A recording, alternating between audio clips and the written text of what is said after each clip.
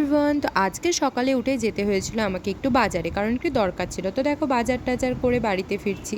তো বাড়িতে এসে বসে বসে দেখছিলাম গোপাল ভাঁড় আর ভাত খেতে বসলাম। তো আজকে মেনুতে ছিল ইলিশ মাছ ভাজা, পটল ভাজা, ইলিশ মাছের তেল আর ভাত। আমার কিন্তু এই কম্বিনেশনটা খুব ভালো লাগে, আর ইলিশ মাছের তেল দিয়ে তো কোনো কথাই হবে না, ভীষণ ভালো লাগে। তো আমি এরকমই শুকনো শুকনো খেতে বসে পড়লাম। তো খাওয়া দাওয়া শেষ করে আমি চলে গেছিলাম স্নান করতে, কারণ আমার কম্পিউটার ছিল। তো স্নান ধান করে ঘরে যেটুকু ঠাকুর আর দাদুর ছবিটা ছিল সেগুলোকে দেখিয়ে দিলাম ধূপকাঠি। তারপর বাবা এনে দিয়েছিল ডেয়ারি মিল্ক এই চকলেটটা। আমার তো চকলেট খেতে ভীষণ ভালো লাগে, কিন্তু এখন আর খাওয়াই হয় না, তাই বাবা এনে দিল। তারপর রেডি হয়ে বেরিয়ে পড়লাম কম্পিউটারে যাওয়ার জন্য। বিকেল হয়ে গেছে, দেখো আমি যাচ্ছি বাড়ি।